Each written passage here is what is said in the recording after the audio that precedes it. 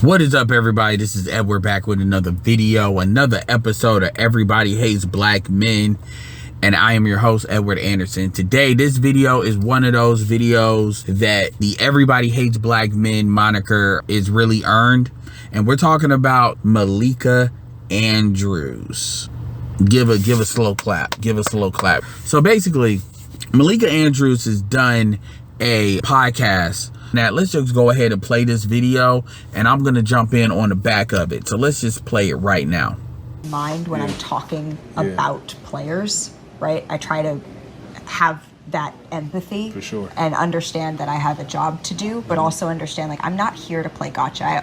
For sure. I say to, you've heard me say this before, I always say, I want to be two things. I want to be accurate and I want to be fair. For sure, yep. And if I'm not one of those two things, you might not always like me, but this is my number. Please call me. And people have called and they've said that. And I say that oftentimes to before, especially before I'm talking to folks about something that is sensitive or tough, because these things come up. And it is hurtful. Like I think that's okay to say sometimes. It hurts. Even, it doesn't matter if it is someone who is credible or someone with a big platform, or if it's someone in their mom's basement just firing off a post. Sometimes it is hurtful when that seeps through, particularly for me when it's not true. Right. And that's been the hardest part for me sometimes, is stomaching the falsehoods, particularly, you know, this you hate black men, or think that couldn't be farther from the truth, and using my family or the way that my family looks as some sort of evidence of that. And that is just untrue. For sure. And it's just unkind. And, you know, we all have jobs to do, and we do our best. I try to do my best to show up every day in a way that you guys know what I'm about. And that doesn't mean that I've covered every story perfectly. It doesn't mean that I don't make mistakes, but I think I'm pretty good at saying to you guys in particular, could have been better there. No question. And that's, I think, what I hope we can keep as social media continues to be bigger in the world, that kindness and that humanity that I worry sometimes we're losing. And I feel like it's getting tougher and tougher, because I think people on the other side of the phone don't have that empathy, or don't look at, or context of, like, at we all. talk. But it's not like you just show up and exactly. like. All right, so there you have it.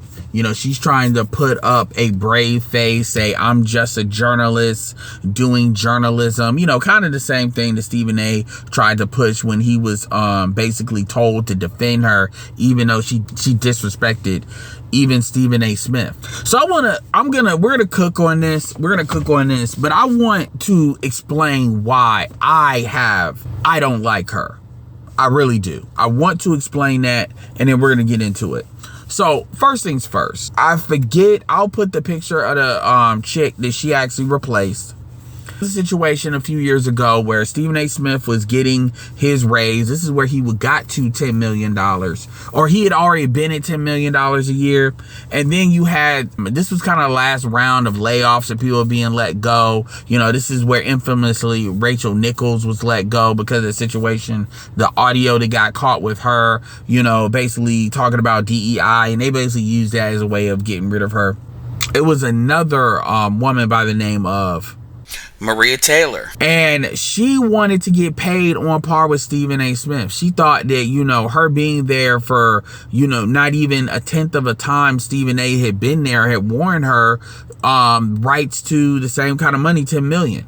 And pretty much it was a bid between her and NBC, and ESPN didn't match it, because I think NBC offered to give her, because I think she was going to do NBC to NFL, and they offered to give her they gave her like $3-4 million, and ESPN offered to give her like $3 million, and she said no, she didn't take it, and she had went up from making $1.5 million. Now keep in mind, you haven't heard from her since then. She hasn't really brought a lot of eyeballs to their network, but you know, she wasn't bad. You know, she really did not have a lot of She didn't have any real, I don't like black men, like, you know, points against her, really. Her only issue was that she thought she should get that amount of money. And you know, people weren't really on this, you know, but I don't believe you just should get it. But they were saying, the reality is you're not going to get that money. People were saying that matter of factly, that if you're going to be compared to Stephen A. Smith, you're not doing anything Stephen A. Smith is doing. Stephen A. Smith is pretty much the face of ESPN. And to be honest with you, just to give you an equivalency, ESPN does a lot more numbers even in their weakened state than MSNBC, and they pay Rachel Maddow $30 million. So the thing is, that was people's only issue with her. And then Malika Andrews was already around. And this is the chick, because you had her, you had her sister. And so when people saw Malika Andrews, people saw this as a fresh start. Didn't really have animosity with the last chick. And Rachel Nichols, people didn't really have animosity with, for the most part. You get this woman, Malika Andrews, and so people were like, okay, she looks like a black woman because she's biracial, and she's got a black dad. She was given a lot of benefit of the doubt.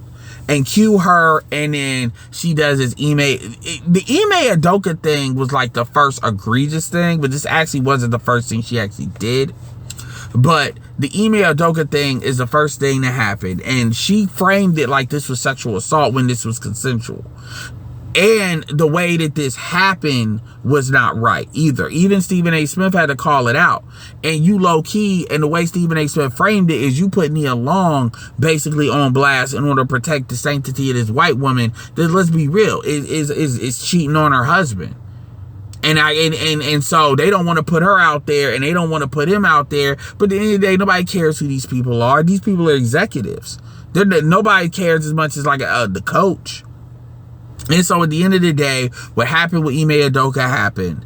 And then Ime Udoka ended up, you know, taking a hiatus and then going to Houston, in which, you know, Malika Andrews didn't like that. Malika Andrews also had an incident where she was disrespecting, keep in mind, Malika is 29 years old. Malika is talking to dudes that are like in their late 30s and early 40s. I want y'all to really understand this. Malika is young enough to be like somebody's niece, and she's talking to them like they're crazy. And here's another, I'm gonna get to that in a second. Talking to them like they're crazy, whether it's Perk, whether it's Stephen A. Smith. She like, even Stephen A. Smith had to hardcore G check her as close to he was on camera. Literally had to pull the I don't know who you talking to on her, because she really got this thing where she could just say anything to anybody as long as they're a black man, like on live. And it's not about her journalism. Like, she be really treating these people like a boy. And the reality is, if a dude really checks her for real verbally, she gonna be doing a whole bunch of crying and white woman Karen tears. In fact, Malika is a Karen. She's a wannabe Karen. That's really my problem with her. So she wants to frame the journalism with Ime as sexual assault. Then the dude, to Boston's credit, and we know how Boston can be, but to their credit, I believe it's Danny Ainge over there, but to their credit, they got the assistant coach, who, by the way, is 36 years old. So he's a relatively young guy. He's got to be overqualified to do it. And they're not paying him probably what they were paying Ime. Right? And so they get this guy, and what does she do? She tries to bring up some stuff in the past as if he would have the assistant coaching job if that was a big deal in Boston. And you're trying to throw dirt on this guy's name. And so that's the second time. We're not even talking about the shenanigans that she's doing with these NBA players, disrespecting him. Then you got the situation with Jalen Rose, how she tried to act like she was inappropriately touched. Jalen Rose is not doing that. She's constantly doing it. Then she covered the draft, in which she was calling out black NBA players. And then, and I'm going to leave it here, this is the thing where I was like, I gotta keep it monetized, but yo, real talk, this is where I want to say FTB. If you know, you know. And I want this chick fired, is when she chose not to cover the Josh Giddey situation. And my thing is, you want to talk about all this other stuff and you let that go when everybody was talking about it. So she's not really doing journalism.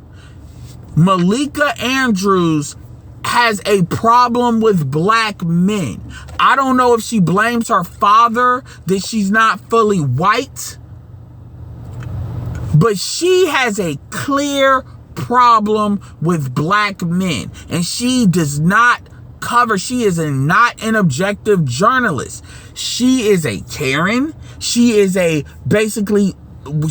don't care if she grew up in Oakland. I don't care. She is basically operating on WS in blackface.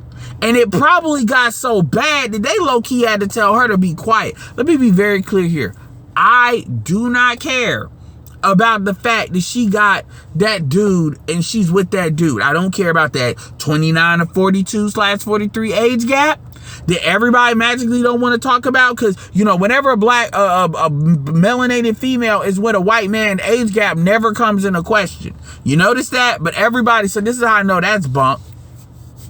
I don't care. And people want to frame that as, I was actually commenting on a Twitter post. Shout out to Pettygrass.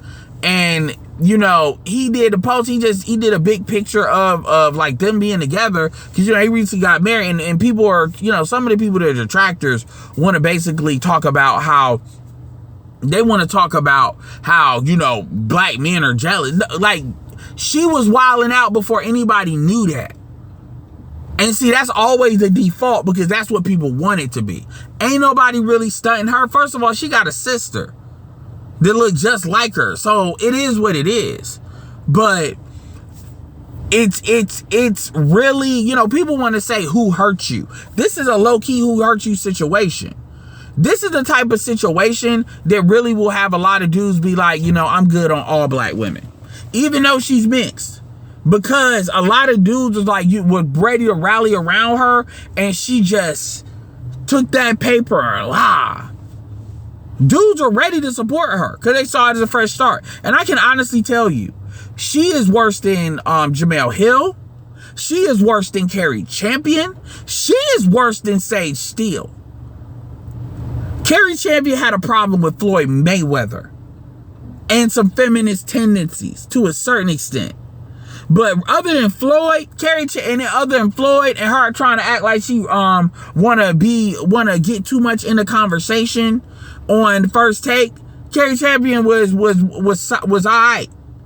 Problem Carrie Champion, that's a whole nother thing why Carrie Champion don't get the support she get, because she got too much resentment in her. But it was what it was. You got that Anderson chick or her last name Anderson, alright. Jemele Hill just had too many feminist tendencies.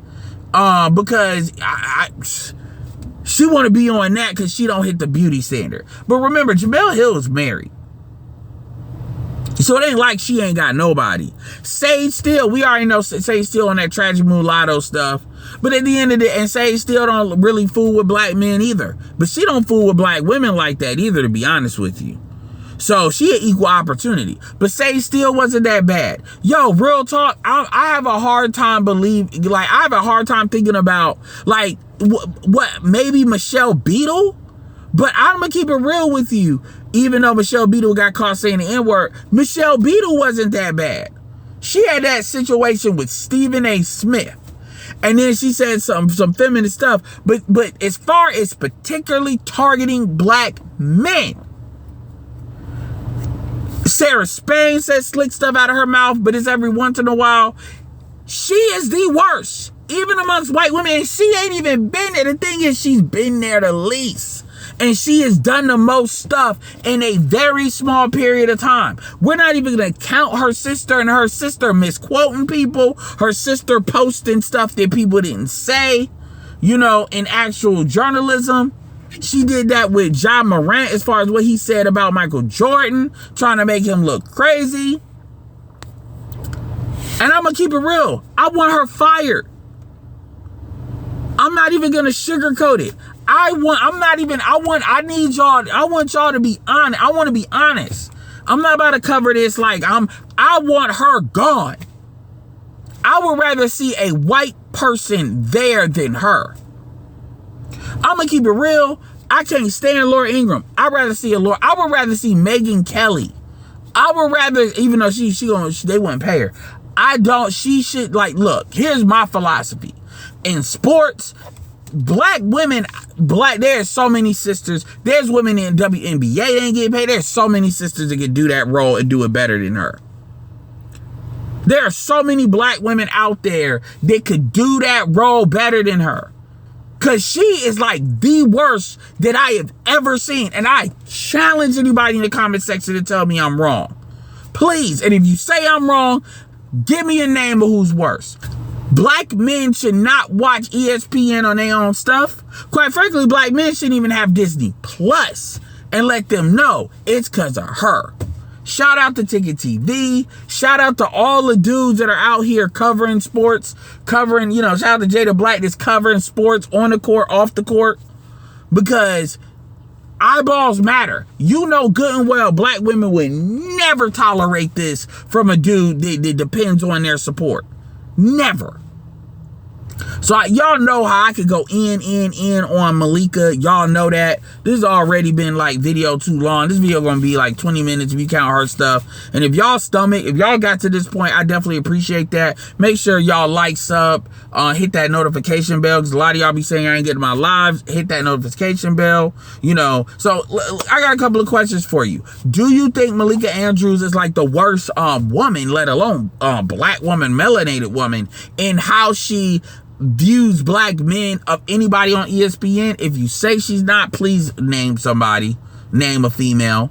So that's number one. What do you think about, do you think that she hates black men?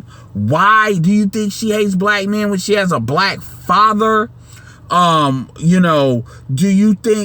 do you think Malika Andrews is gonna last in ESPN?